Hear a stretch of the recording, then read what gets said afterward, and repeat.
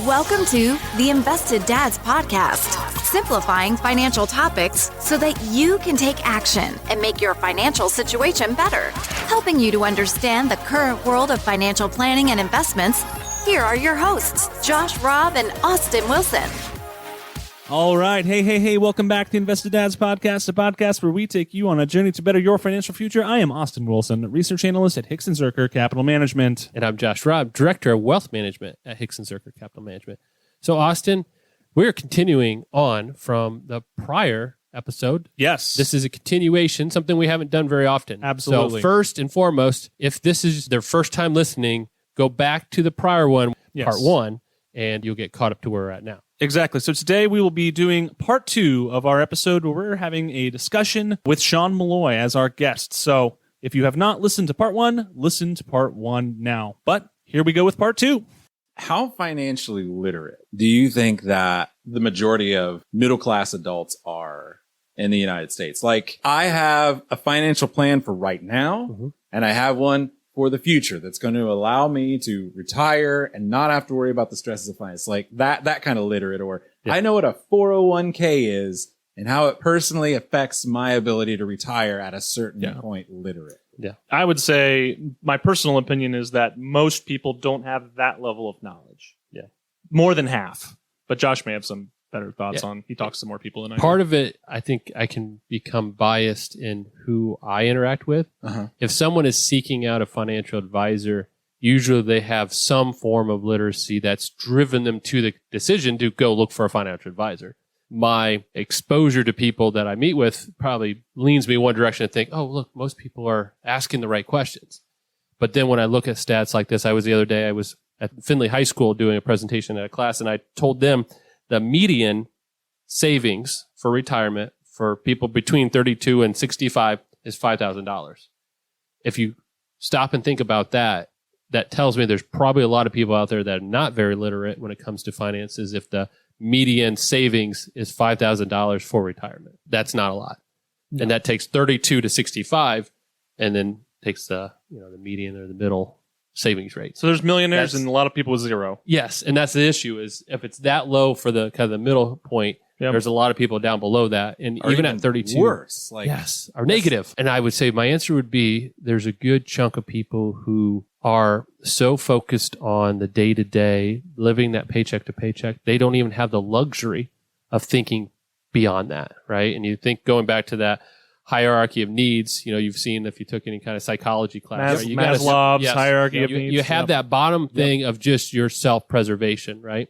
There's a similar thing for finances. Until my needs are taken care of, there's no futuristic thinking that involves. There's no planning for college, for retirement, for legacy, for anything. Until that need of food and shelter and all that's taken care of, there is no literacy that goes beyond that. And I think there's a lot of people that get stuck in that cycle where they maybe would love to think ahead. They just can't afford that thinking until they get beyond that cycle. And I think that's the piece.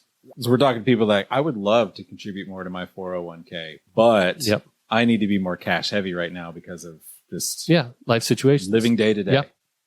That's probably a very common thought right now. Yeah, there's a lot of that. Or there's even something as simple as I would even love to save in a savings account, but every time I get my paycheck, all that money is already spoken for, right? Even down to that basic spot of just every time that comes in, there's already bills demanding me to use that money. I don't even have the ability to take any of that away. It used to be that we went in and manually paid all our bills. We either wrote a check, dropped it in an envelope, sent it off, and now you can do it online. Well, then they automated it, so you don't even have to do it anymore. You never think about it. And I was just thinking how much different my life situation is now than it was when we first got married.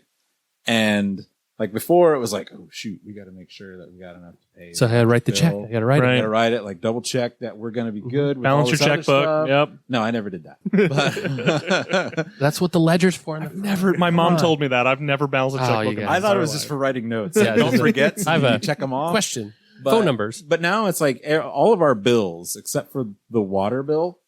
because I haven't figured out how to get that automated. There's apparently a process. There is. You can do it. Findlay. It seems like a really cumbersome thing that You I just just send them in a haven't- voided check and they do it automatically. Whatever. Tell me about Come it on, later. Shaun. But I'm thinking now, like, I'm a middle class person. I'm not by any stretch like wealthy. I mean, my wife's a teacher. I work at a church. But how fortunate or how blessed I am to be able to look at my financial picture and say, hey, listen, like, we're not saving a ton of money. We are putting some aside. We've got retirement accounts and things like that. But I can automate my bills every month And not worry about it. not worry about it. Like, I don't Right. even see the electrical. I get an email that says, oh, hey, thanks for paying us Thanks. this month. Yeah, That's like a thank you. Oh, It's I guess real you're swell welcome. of you, pal. Yeah. And I'm like, oh, how much was the electric bill? Yeah. That's a danger, It I is. would think, financially, to not look at your electric bill and be like, oh, it was $708 this month. Who left the lights on? I thought it would be like $150. Yeah. Right. But right. so kind of continuing in my line of questions. So playing like I don't know anything about finance really, but I'm now in that comforting range where I can start saving. Mm-hmm.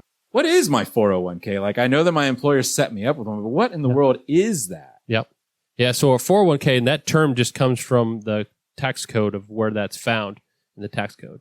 But a 401k is a retirement account that is established by your employer as a plan for all the employees that work there. And there's criteria. Usually you have to be full-time. Maybe you have to have been there for a year. They have all different rules they could put in there. But the concept being is you can elect to have a portion of your paycheck put into this retirement account for you. And the nice thing for you is when you have that money put in, if you put into the traditional 401k structure, it is before taxes. So if you have $1,000 coming from your paycheck and you put $100 into that 401k, when it comes time to pay taxes, the IRS says, oh, you only made $900, which is a good thing. That $100 you put in, you don't have to pay tax on it because you don't have that money physically at this point. So then it's what's called tax deferred. You're deferring or pushing away taxes until a later time.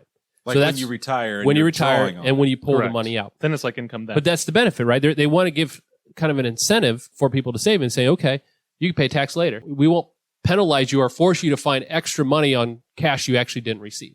So that's part of why the 401k is popular is it allows you to set aside money for the future and defer paying any tax until later on that. And because they take that out pre-tax, let's say your check is $1,000, they take $100 off the Yep. top towards the 401k. Now it's $900. So that just lessens your tax burden. It does. Correct. It reduces your With tax in that year, which is great. with Uncle Sammy. Yep. And then along the way too, a lot of companies will offer a match where the company will say, and this is a incentive or motivation to get you to save. Mhm. This whole structure is set up this way.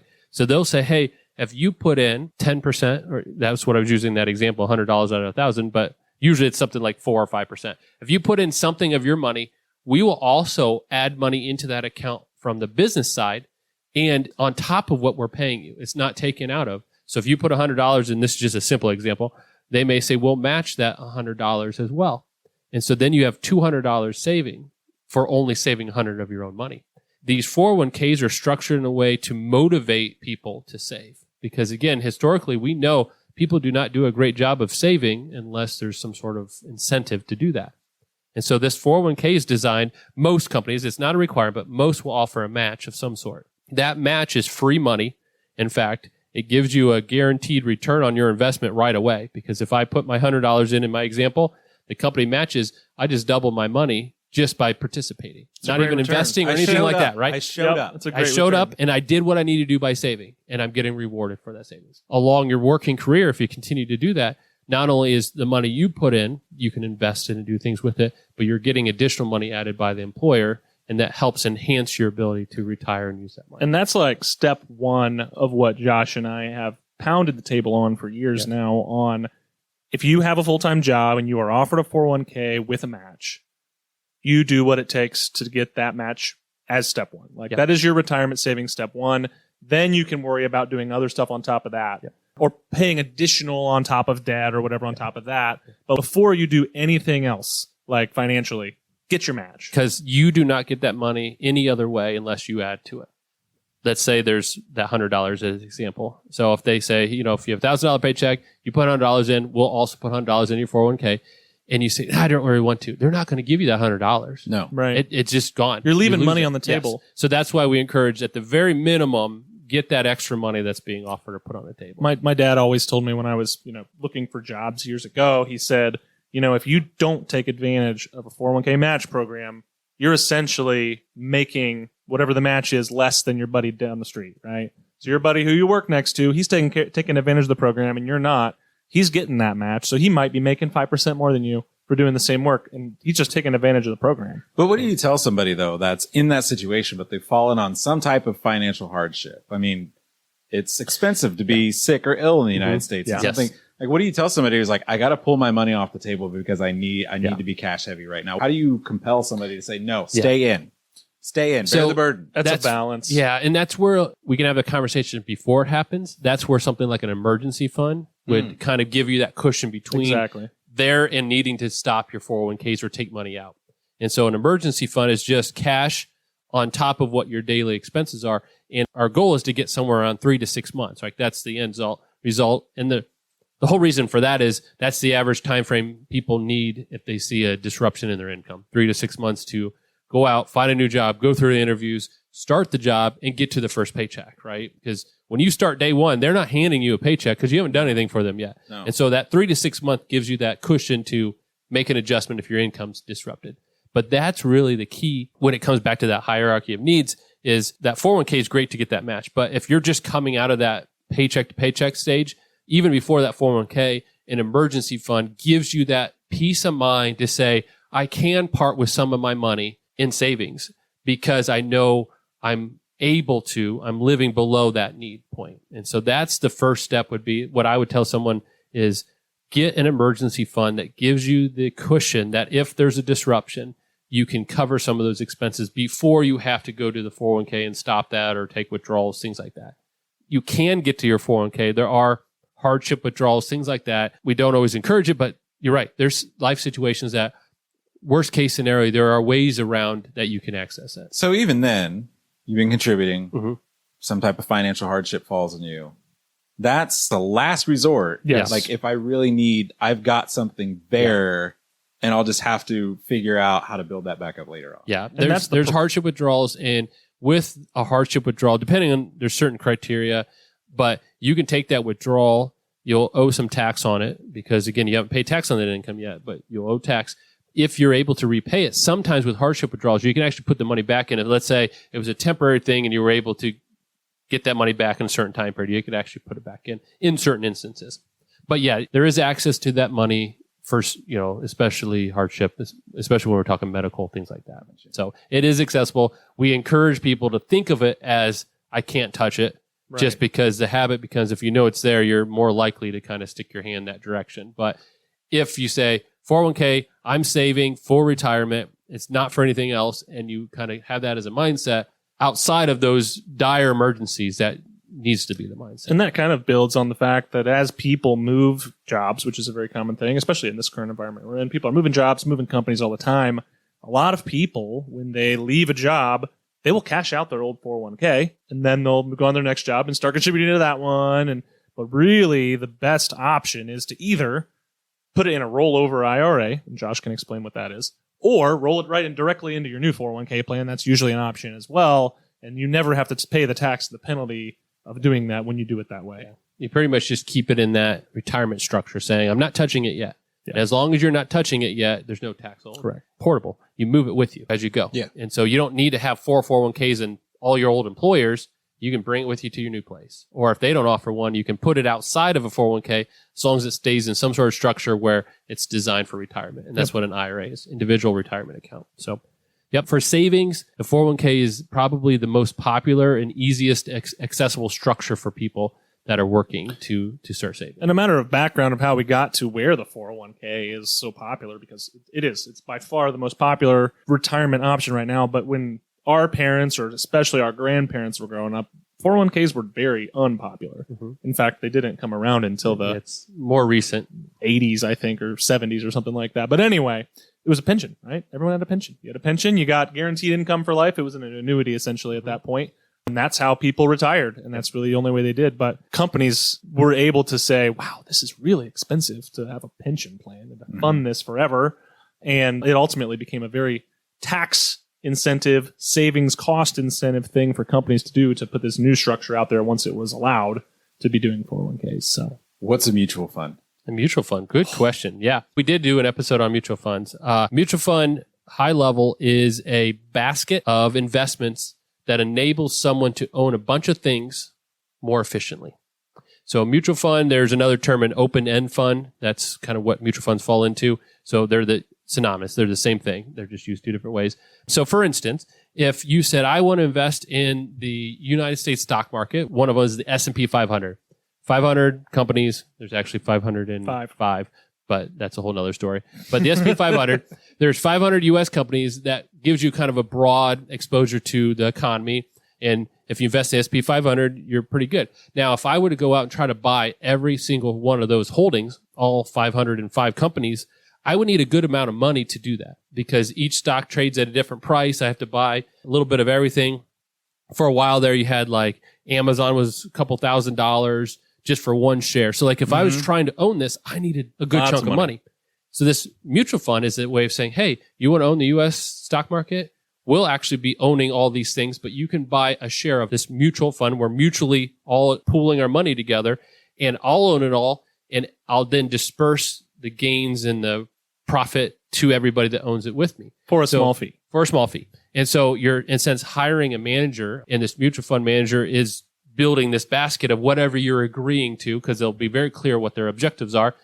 And instead of me going and buying all those, I can buy one mutual fund, but have the exposure of those 505 companies. So that kind of leads into sort of a follow-up I had for that. Yeah. If I'm looking to get into mutual funds, what am I looking for? Yeah. It's not just enough to say I want a mutual fund. No, it's not. Because I'm assuming There's thousands, tens of thousands. There's tens of thousands, and they all have different focuses. Some of them probably a little bit more risk averse. Some of them more maybe a little bit risky. You know, I want to cash in quick. So what really, am I looking for? When you're looking for mutual funds, you need to look at your overall financial plan needs. Obviously, everyone's in a different situation. Some people have a different risk tolerance based on how long they need to be investing, you know, to grow, whether they're growing their money, maintaining it, withdrawing it. It's all very different for everyone. But you can find mutual funds that invest in stocks. You can find mutual funds that invest in bonds. You can find mutual funds that invest in both.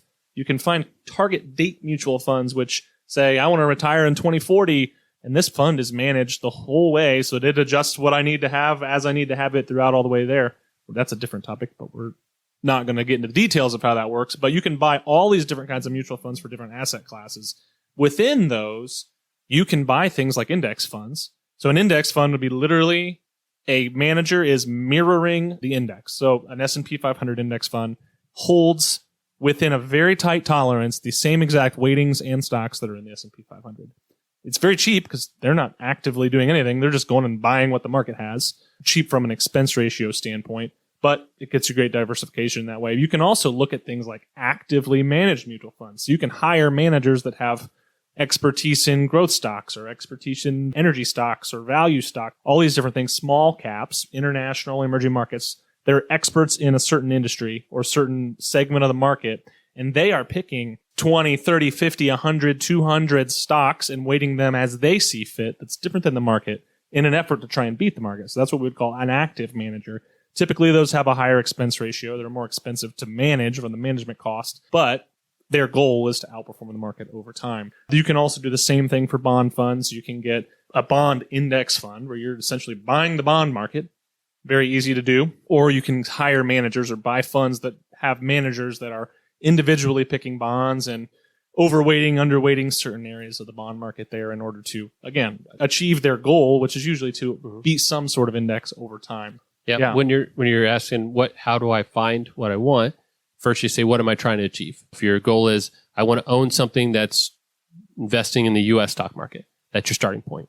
Then your next question is, okay, after I find that grouping of mutual funds, which of those funds has an objective that I understand and agree with? Because they all have different approaches. Some may say, we're only going to choose the top 20. May say, I'm not sure I'm comfortable with that. And then one may say, we're going to choose the top 100. Oh, that sounds better. And then one says, we have all 500. You say, well, I don't know if I want that. Like, you choose what you understand and agree with. And then you look at their expense ratio, which is how much do I pay for this fund to do what it does?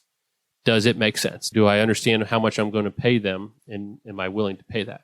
And the best way to look at that is, how did they do after that expense? That's their net result or their net return after expenses. What did they give to the people who own them? What was their results? And if you look at that and say, okay, that's will help me meet my objective, that's the criteria.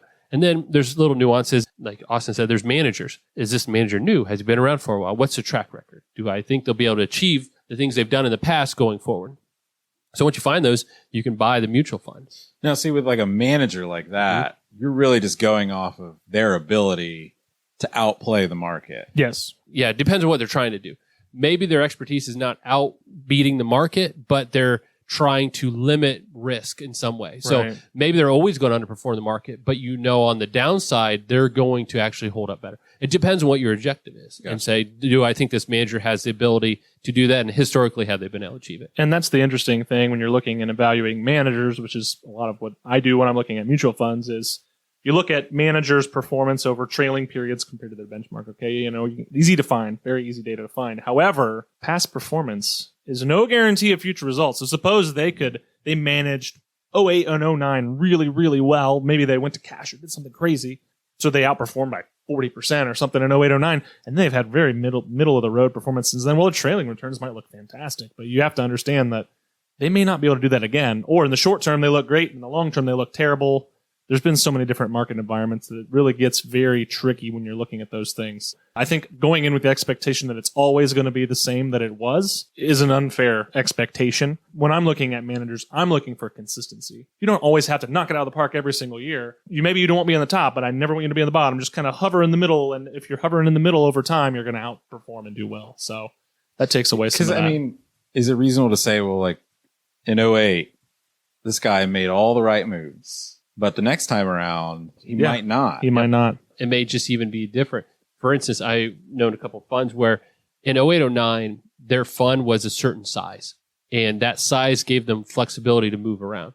But because of that popularity, their fund has grown. More people are owning them, where they actually couldn't even make the same moves today that they did back then. Yep. So it would be unrealistic to think they could actually do the same results because they fundamentally can't even do that anymore. The things they invested then, they can't do because they're too big now. Yep. And so, you're right. It's really hard to tell looking backwards what they could do going forward.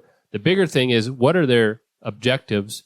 What are they trying to do? Do I think they have the strategy to give them the best chance of accomplishing? Yeah, do I align with their philosophy? Yeah. So, you can read about how a mutual fund manager manages money. And if you're like, wow, that really resonates with me. You're buying inexpensive companies that are innovating and paying a great growing dividend. Okay, well, I can get behind that. You have low debt or whatever. They look for the same sort of things. That's kind of their niche. Kind of get on the same page with what they are, how they're managing money. If you align with that and it's going to help you meet your goals, that's great. Here's the thing. What if I don't know any of that stuff? Yeah. I mean, is that something that you would sit down with me and you'd go, here's all the factors that we have to figure out what you value here. That's where an advisor does come in. I've got a list of stuff that I'm going to pepper you with, and you have to be honest with me about it. Yeah. And so for us, we're a fee-only advising firm. And so we don't get a commission or get paid for what we buy or sell. And so when someone comes to me and says, here's my objectives, here's what I'm trying to do, I'm indifferent in what you own. My goal is to help you find the ones that give you that best objective. So when we sit down and try to figure that out, it's really, what is the best thing to get you there? And same is true if you show up and say, hey, I have this 401k. And by the way, when we were talking about 401ks, usually they just give you a list of things you can invest in. You can't choose whatever you want. Here's the 20 different choices you have.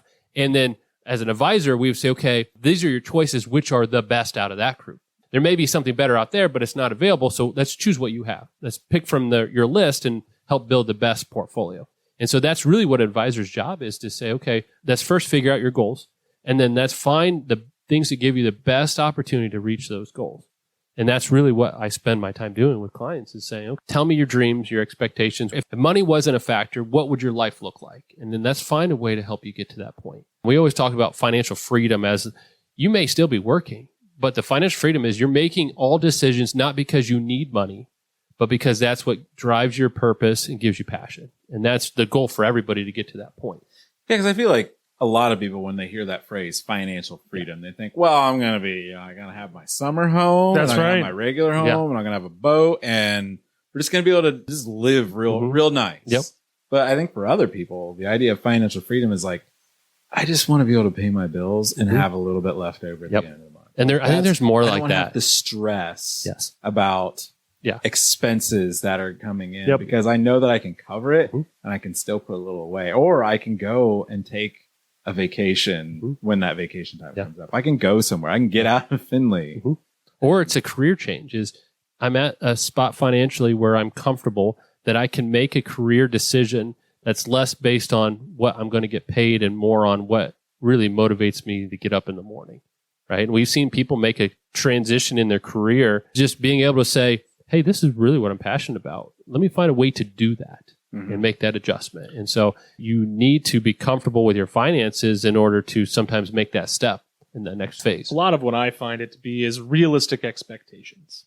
So maybe your expectation is to have 7 vacation homes, a yacht, and drive a Ferrari. That seems like a lot of no. So then that is for some people, and then you're going to quickly find out what it actually takes to get there. Because we'll give you the numbers. I can tell you how much money you need to have that lifestyle, and you're not going to be able to do it most of the time. Like, that's how it works. So having realistic expectations to be at a point where you're content with where you live, or you're content with your lifestyle, or kind of know what that looks like for you realistically going forward, I think is key. And a lot of that goes throughout your working life. You just haven't had this lifestyle creep to get to where you have unrealistic expectations when you're looking at sustaining that spend forever. Yep. So you not only you're managing portfolios, you also are managing expectations. Yeah.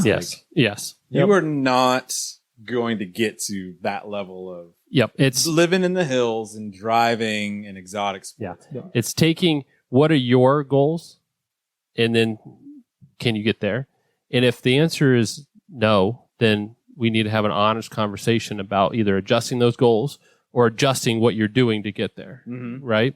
And sometimes it's unrealistic goals. Sometimes it's an unrealistic timeline. Maybe they can get there. They just need more time. Or sometimes it's unrealistic and they think they can do more with the money they actually have. And so it is adjusting that. Sometimes it's just a conversation of saying, hey, all right, let's say you want to be retired and having a second home and all that stuff. And you also want to do that by 40. I don't think it's going to get there. If you're willing to work till 60, we may be able to achieve most of those goals. So it's not even that the goals are out of line, it's just the time's off. Yeah. And so it's really taking all those aspects and saying, okay, let's see what highest probability is for you and build a plan to give you the highest chance of succeeding. And then being willing to make adjustments along the way. Because, there may be somebody, and I've worked with people who, early on when they're young, they're say, here's what I want to do, blah, blah, blah. All right. And we set up a goal to get there. And then maybe 5 years in, they start having kids and then their goals start to change because now, you know what? I think we would be happier doing this. All right. Well, let's reevaluate and make those adjustments. There's nothing wrong with changing those goals because the whole point of the goals is that's where you want to end up. And if your life changes that way, right, let's make those adjustments. But if you just continue on and don't adjust what you're doing to get there, if you change the goal, you also have to reevaluate, am I doing everything I need to, right? If college shows up in the picture, college isn't cheap. And so if everything was working towards saving for one goal and then you add this new goal in front of it, we may need to make those adjustments. But you're right, it's hitting those goals, but being realistic about it, being honest. Yeah, sometimes I feel like a lot of the stories you tell me is sometimes your client comes to you with a conversation, you're like, I just had to reel them in a little bit. Like, that was a little unrealistic. Let's just bring it in just a little bit. Yep. We don't need to let out the line right now. This tighten it up a little bit. Yeah, this isn't the time to let out the line. You're not running on excess. We're in a bear market or whatever. We encourage people to dream and hit those expectations, but then there's also a reality check too of, okay, here's what it will take to get there. Are you willing to make those sacrifices? And then you're finding that compromise between, because there's no guarantee for that future. And so there is a balance between enjoying and doing things now versus saving everything for the future and helping them find that happiness between those two. Yeah, and I'm glad you mentioned that because I have friends that live in Europe. Some of them live in Britain, some I have family in Germany and whatnot, and just kind of like looking at the different way that they balance life versus it seems like here in the States, it's like, well, you work and save and save and save. So that way, when you turn 65, then you can go have fun. Yep. Right. And for me, I'm kind of like, I'm 40. Yep.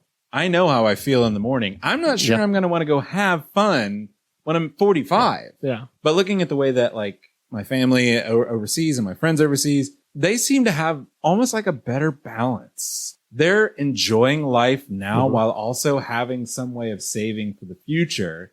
And it's almost like their life never is like just sailing and then it ratchets up at the end. It's almost like they just operate at a median level And it never changes. Even in retirement, it's like, oh no, I've got more time to garden now. Yeah. And I can go take a couple weeks of holiday and that, and that kind of thing. It is. And that is the goal that I like to see people get to, is hitting some of those things that they want to do along the way, not just pushing it all towards that retirement window, because it isn't a guarantee. And you're right. There are places I think that do it really well. The other side, though, is they still do a lot when it comes to pension and like guaranteed retirement.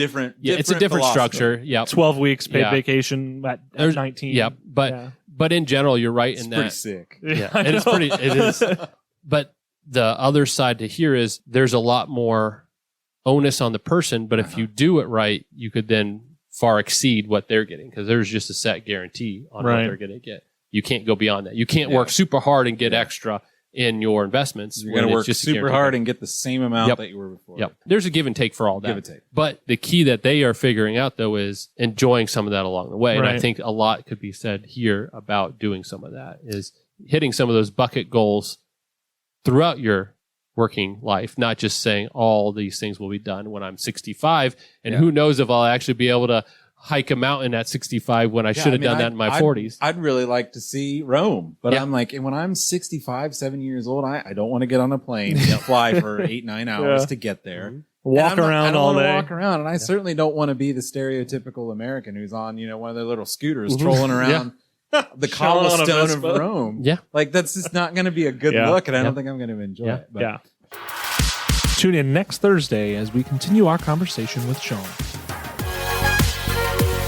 Thank you for listening to the Invested Dads podcast. This episode has ended, but your journey towards a better financial future doesn't have to.